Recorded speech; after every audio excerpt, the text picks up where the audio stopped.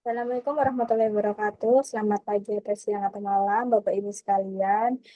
Perkenalkan, nama saya Widya Dewayanti Pratiwi dengan NRP 50012210002. Pada kesempatan kali ini, saya akan mempresentasikan tugas proyek karakterisasi material dengan fokus pada analisis data SEM, TEM, dan FTIR dari sebuah artikel jurnal internasional. Artikel yang saya pilih ini membahas tentang sintesis dan karakterisasi nanokomposit MOS2, COOH, atau GLY atau MN sebagai absorben untuk deteksi herbisida trifluralin. Next.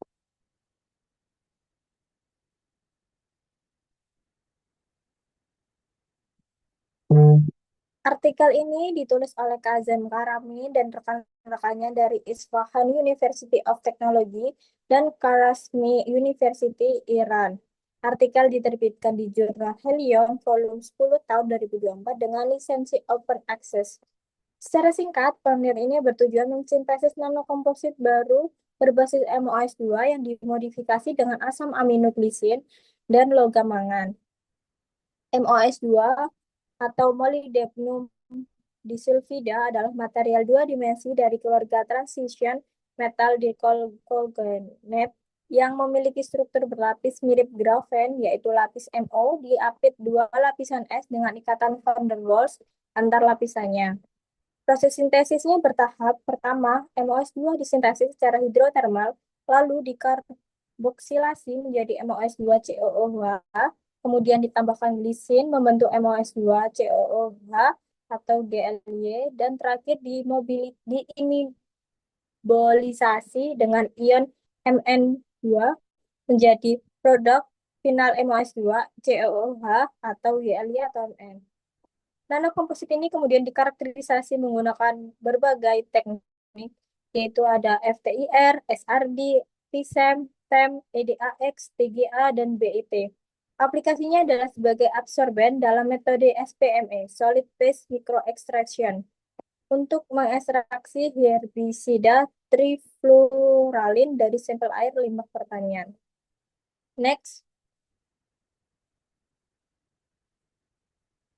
Sekarang kita masuk ke pembahasan data karakterisasi.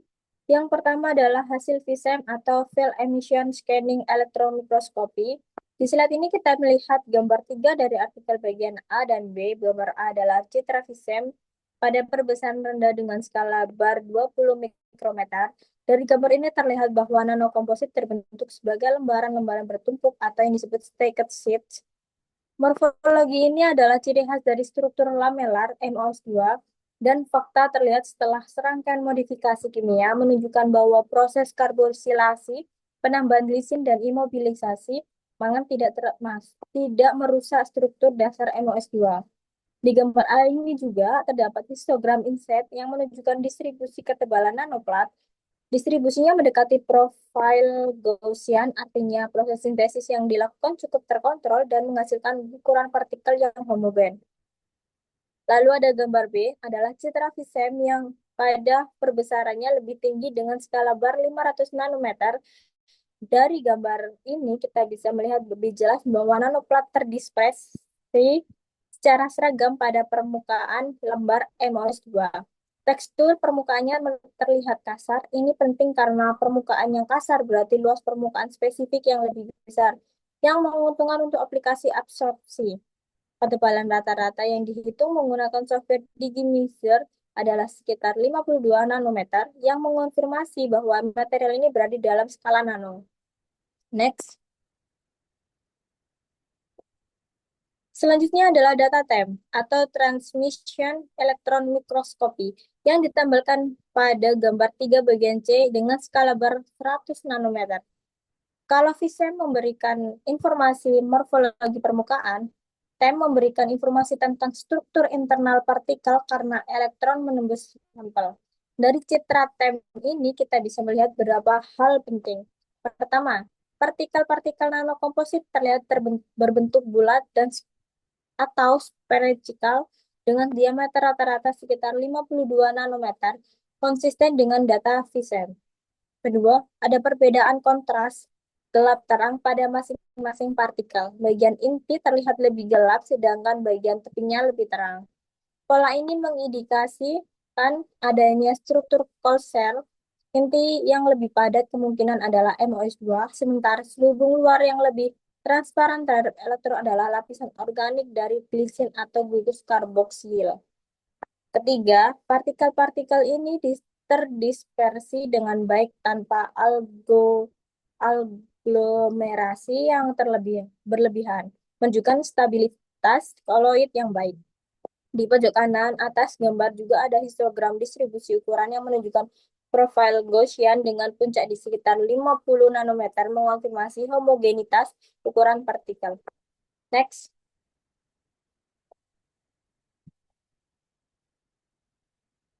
Sekarang kita beralih ke data FTIR atau Fourier Transform Infrared Spectroscopy. FTIR sangat penting untuk mengidentifikasi gugus fungsi, sehingga kita bisa mengonfirmasi apakah setiap tahap modifikasi kimia berhasil. Di slide ini kita ditampilkan tiga spektra, spektra A hijau untuk MOS2 murni, spektra B merah untuk glisin, dan spektra C biru gelap untuk nanokomposit akhir MOS2 COOH atau GLY atau MN. Di daerah 3.300 sampai 3.500 cm, pita lebar pada ketiga sampel menunjukkan vibrasi stretching gugus OH. Di 2.800 sampai 3.100 muncul vibrasi stretching CH SP3 yang hadir pada glisin dan nanokomposit akhir, menunjukkan komponen organik sudah terikat. Pita kuat di sekitar 1.740 cm adalah vibrasi C sama dengan O karboksilat yang membuktikan bahwa karboksilat MOS2 menjadi MOS2 COOH berhasil. Di sekitar 1.125 dan 750 cm terdapat vibrasi S sama dengan O yang karakteristik MOS2 COOH. Kita kuat di sekitar 950 cm menunjukkan ikatan MOS masih terjaga dan modifikasinya kimia tidak merusak struktur dasar MOS2. Yang sangat penting pada nanokomposit air terjadi peningkatan intensitas pita di sekitar 600 cm.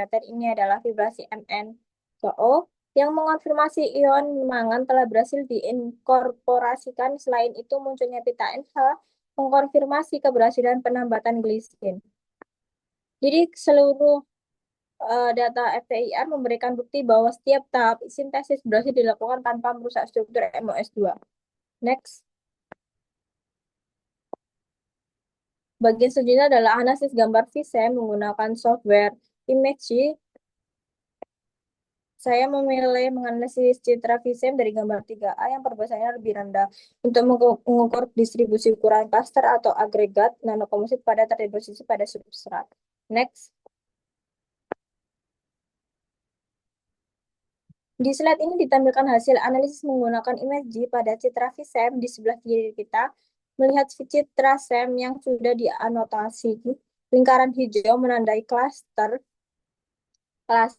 agregat yang berhasil dideteksi, dan label kuning menunjukkan ukuran diameter ekuivalen dalam satuan mikrometer.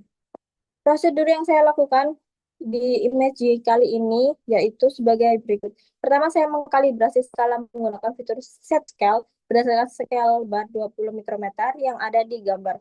Kedua, gambar dikonversi menjadi 8 bits grayscale, lalu dilakukan thresholding menggunakan metode Otsu.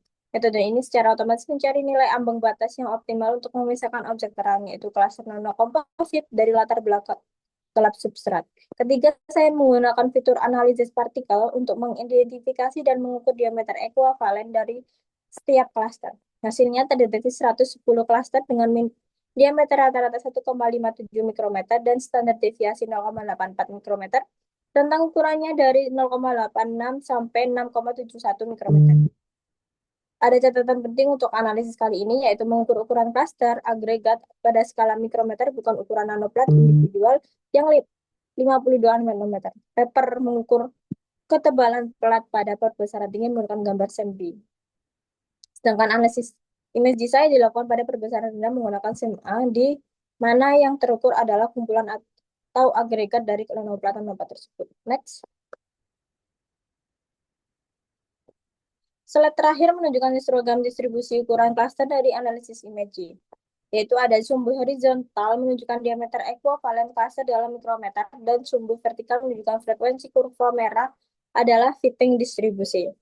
Yang menarik dari histogram ini adalah distribusinya bersifat right squared atau miring ke kanan, artinya mayoritas klaster berukuran kecil kurang dari 2 mikrometer, sementara hanya sedikit klaster yang berukuran besar sampai 6-7 mikrometer. Klaster-klaster ini bisa dimungkinkan terbentuk akibat aglomerisasi atau penggumpalan beberapa nanoplat menjadi satu kesatuan menjadi besar. Distribusi Rayleigh-Squared seperti ini sebenarnya umum ditemui pada sistem nanopartikel karena partikel kecil cenderung saling menempel membentuk agregat yang lebih besar melalui gaya van der Waals dan interaksi elektrostatik. Fakta bahwa mayoritas klaster masih berukuran relatif kecil menunjukkan ini memiliki stabilitas yang cukup baik terhadap aglomerisasi berlebihan. Demikian presentasi tugas proyek realisasi material dari saya. Sebagai kesimpulan, data VISEM menunjukkan morfologi lembaran bertumpuk dengan nanoplat berukuran kurang lebih 52 nanometer dari data TEM, mengonfirmasi partikel bulat dengan struktur korsel. Data FTIR memberikan bukti spektroskopik keberhasilan setiap tahap dimodifikasi kimia, dan analisis IMSG pada citra VISEM mengungkapkan distribusi ukuran klaster agregat dengan rata-rata 1,57 mikrometer. Terima kasih atas perhatiannya. Wassalamualaikum warahmatullahi wabarakatuh.